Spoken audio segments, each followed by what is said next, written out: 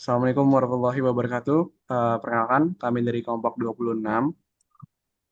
Jadi pada kesempatan kali ini, kami ingin mempresentasikan hasil dari kerja kami, yaitu tentang pembuatan automatic cooling and fan duct ya. Jadi untuk kelompok kami membuat otomasi dari cooling fan. Selanjutnya. Nah, ini adalah untuk anggota kelompok kami. Ada Ganda, ada Greg, dan ada saya sendiri, yaitu adalah Hafas. Lanjut. Nah, ini adalah untuk table of content dari PPT yang kami buat. Yang pertama adalah ada pendahuluannya, ada desain alatnya, dan ada hasil serta kesimpulannya. Lanjut. Oke, untuk pendahuluan mungkin akan dijelaskan oleh eh, saya ya. Jadi pendahuluan ini adalah jadi pendinginan dan ventilasi itu adalah hal yang penting dalam efisiensi kerja sistem otomasi ya. Sistem pendingin ini konvensional, sulit dipantau secara real time ya. Jadi untuk sistem pendingin di pabrik-pabrik biasanya itu kan dihidupkan itu secara manual ya, yang mana hal tersebut itu tidak efisien. Jadi ketika suhunya itu sudah dingin ya, kita tidak memerlukan penggunaan fan lagi, tetapi dengan menggunakan automatic fan ini ke- eh, hidup nyalanya atau hidup atau matinya fan itu tergantung terhadap suhu. Jadi ketika suhunya itu tinggi, fan akan menyala dan ketika suhunya itu rendah, fan akan mati. Selanjutnya.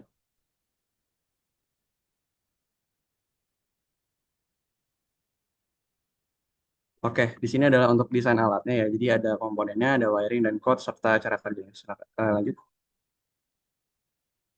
Nah, untuk komponen-komponen apa aja yang kami gunakan ya. Yang pertama adalah kabel untuk male dan female ya. Jadi kabel male dan female ini berfungsi untuk menghubungkan satu komponen dengan komponen lainnya agar sistem ini dapat bekerja secara terintegritas. Yang kedua ada Arduino Uno ya. Jadi kami menggunakan Arduino Uno itu untuk sebagai pengendali utama atau prosesornya yang mengolah data suhu untuk mengatur operasional fan dan mentransmisikan data status sistem secara real time ke broker Mosquito melalui protokol MQTT menjembatani perangkat fisik dengan sistem monitoring IoT. Nah, yang ketiga ini ada L298 ya. Jadi L298 ini sifatnya fungsinya itu untuk DAC atau digital to analog converter ya. Jadi dia mengkonvert sinyal dari motor menjadi yang tadinya adalah analog yang menjadi digital. Nah, dia juga L298 ini berfungsi sebagai pengatur kecepatan dari si motor ya atau melalui sinyal PWM sesuai dengan perubahan suhu dari si sensor. Lanjut. Nah, yang ketiga, yang keempat di sini ada fan ya dengan 12 volt ya ukurannya. Nah, fan 12 volt ini berfungsi sebagai pendinginnya ya, pendingin dari ruangan yang ingin kita dinginkan. Nah, yang ketiga ini, yang kelima ini ada servo ya. Servo ini kami pasangkan di engsel pintu yang nantinya dengan menggunakan servo ini diharapkan engsel pintu itu dapat menutup dan juga membuka sendiri. Jadi seperti sistem HVAC pada umumnya ketika nanti fan-nya itu menyala, si penutup dari ducting tersebut akan membuka dan fan itu akan mendinginkan ruangan yang kita ingin dinginkan. Yang keenam ini ada Max 6675 ya. Jadi untuk Max 6675 ini sebenarnya adalah untuk amplifier sinyal dari si sensor suhu yaitu thermocouple. Karena thermocouple ini dia membaca perbedaan tegangan yang sangat kecil ya. Jadi kita perlu untuk mengamplifier sinyal tersebut agar dapat dibaca oleh Arduino. Oke, lanjut. Nah, selanjutnya ini ada thermocouple tipe K ya. Jadi kami menggunakan thermocouple untuk sensor suhunya.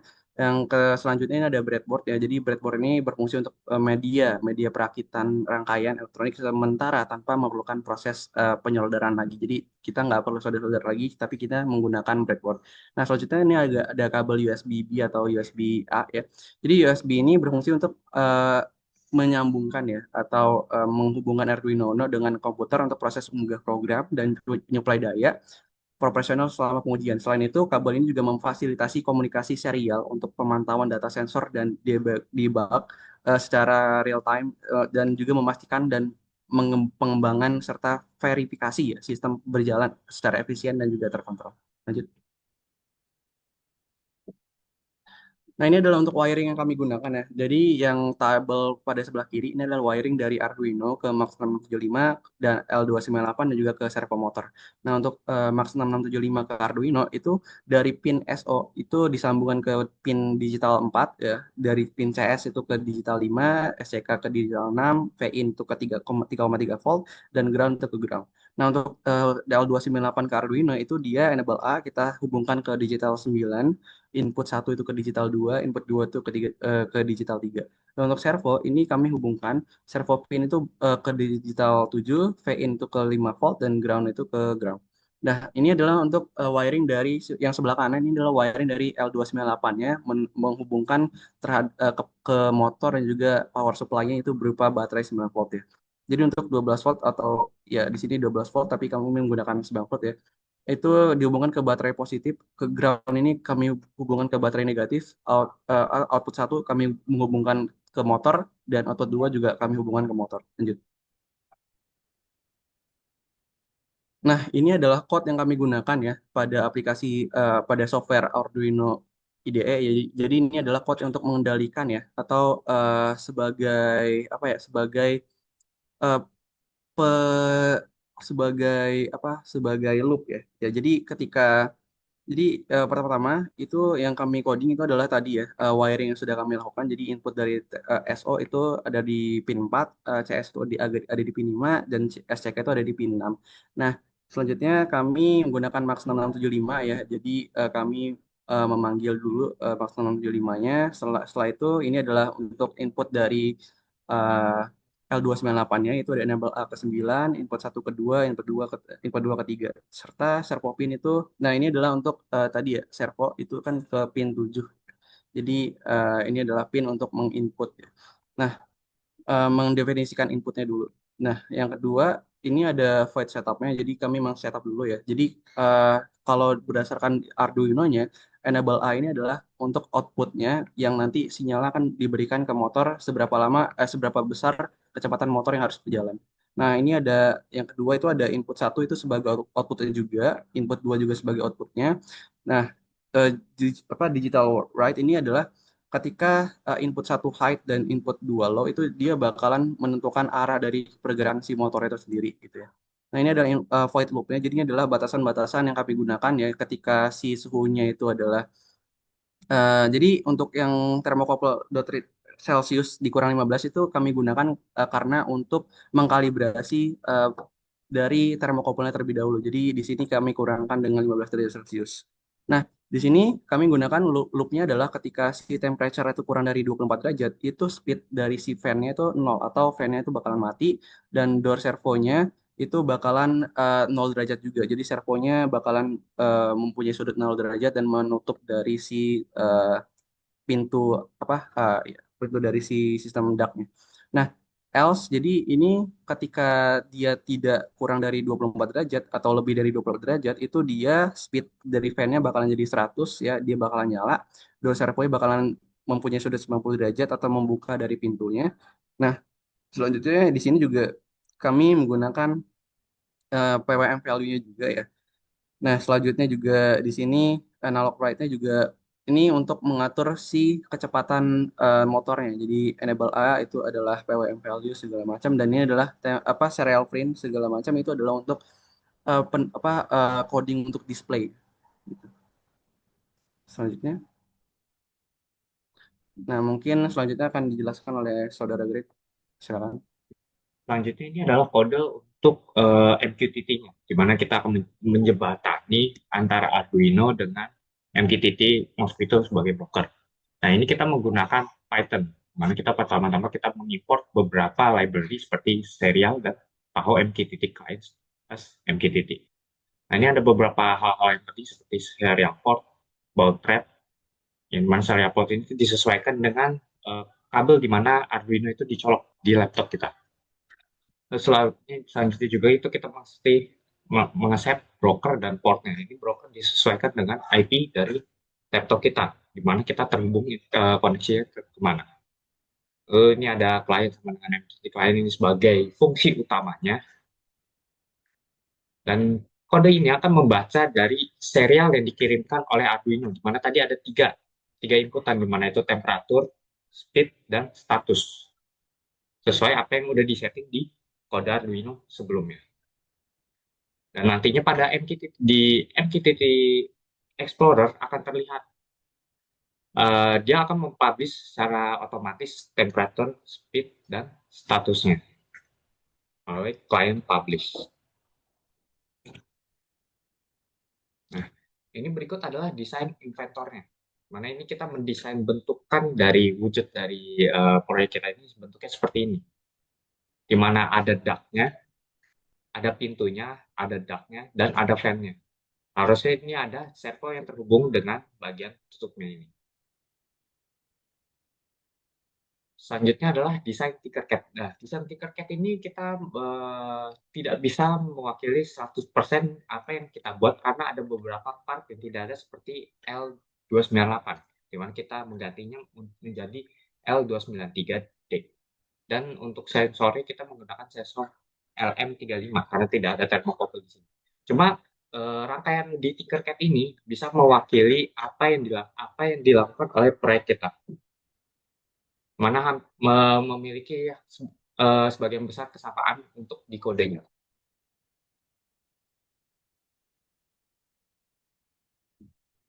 Nah, untuk cara kerjanya sendiri yang seperti tadi disebutkan sebelumnya, dan pertama-tama kita melakukan input dan pemrosesan data di mana sensor thermocouple akan mendeteksi suhu lingkungan.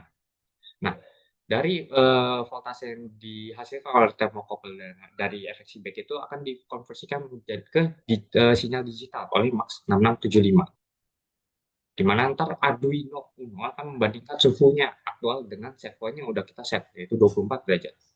Lalu selanjutnya adalah mekanisme eksekusi atau kita aktuatornya menjalankan. Di mana ketika suhunya sama dengan atau di atas 24, fan akan menyala, servo akan bergerak 90 derajat, dan untuk kondisi kedua ketika dia di bawah 24 derajat, itu dia fan-nya mati dan servo bergerak ke sudut 0 derajat atau dia menutup.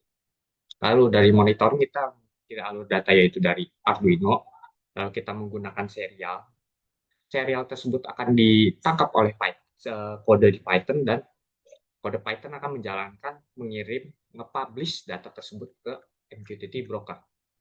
Lalu nanti dia di MQTT Explorer akan terlihat data-datanya tersebut. Secara real time dan non-stop.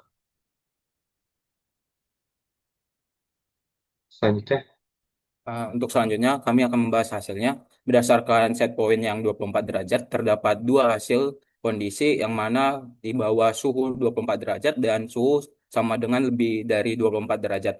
Nah, pada kondisi pertama, terbaca oleh sistemnya 4,25 derajat, yang mana sensor termokabel kami celupkan ke air dingin, yang mana sistem merespon dengan mematikan kipas dan menutup ducting dengan servo 0 derajat. Di statusnya operasional ini terverifikasi secara real time oleh MQTT, yang mana menampilkan indikator kecepatannya 0 derajat, kecepatannya 0 dan status pintu close. Kemudian untuk saat kondisi dia melebihi dari set point 24 derajat, itu terbaca suhu normal ruangan 25 derajat, yang mana sistem otomatis menyalakan kipas dan membuka servo 90 derajat. Dan untuk di MQTT terbaca statusnya sebagai open dan semua data tampil akurat secara real time. Boleh next. Berikut ada hasil video dari kami.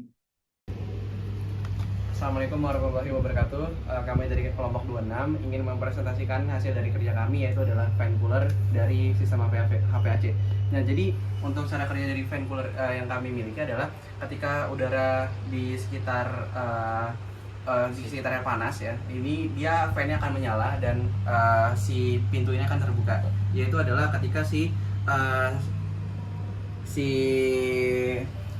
ini ya, apa sih namanya, servonya itu berputar sebesar 90 derajat, dan ketika dia udaranya dingin itu dia akan mematikan fan dan juga memutar servo sebesar 0 derajat atau kembali ke posisi semula atau tertutup seperti itu. untuk parameter perubahan temperaturnya itu berada di 24 derajat untuk sistem ini. Oke, baik, untuk prakteknya akan kami lakukan langsung saja. Kita jalankan saja kodenya. Nah, ini udah jalan. Bisa dilihat untuk kondisi saat ini. Sekarang temperaturnya ada di 27 24, sekian. Dan ini dia kondisi fan-nya dia full dan status servonya terbuka full 90 derajat. 90 derajat, dan ini adalah status fan-nya dia berputar. Oke. Oke, mematikan fan-nya dan juga memutar si servo ini sebesar 0 derajat kembali ke posisi semula. Oke. Dengan cara mendinginkan si termokouple-nya dengan air dingin. Nah, di sini sudah terlihat ya bahwa dia sudah menjadi 0 derajat untuk servonya dan juga untuk fan-nya, atau sudah mati. Sedangkan udaranya dingin, kami tidak memerlukan fan untuk pendinginan lagi, tetapi ketika udaranya panas, fan diperlukan untuk mendinginkan ruangan agar dia tetap terjaga suhunya dalam kondisi normal dan tidak mempengaruhi kenyamanan yang orang-orang yang berada di ruangan tersebut. Mungkin itu saja, sekian dari presentasi dari kami. Kami ucapkan wassalamualaikum warahmatullahi wabarakatuh. Terima kasih. Nah, untuk kesimpulannya, kami mendapatkan kesimpulan berupa sistem automatic fan cooling duct ini berhasil bekerja secara sesuai rancangan kami. Sistem mampu mengendalikan suhu secara otomatis berdasarkan threshold yang ditentukan dan berhasil terintegritas dengan protokol MQTT, sehingga memudahkan monitoring jarak jauh. Boleh next.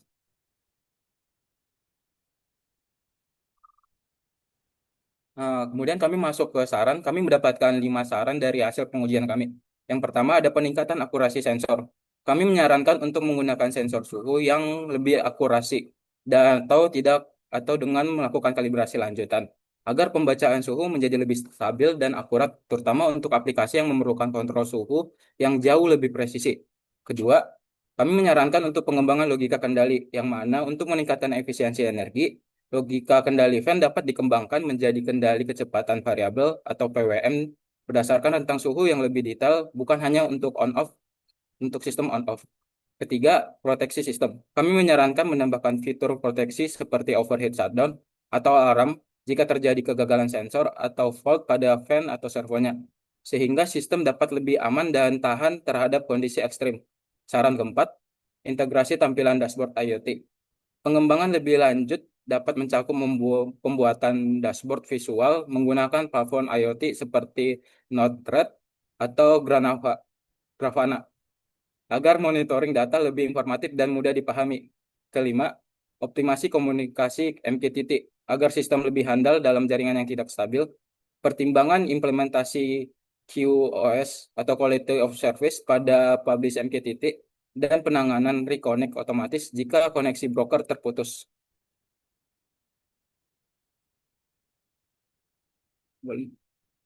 Sekian presentasi dari kelompok 26. Terima kasih atas perhatiannya.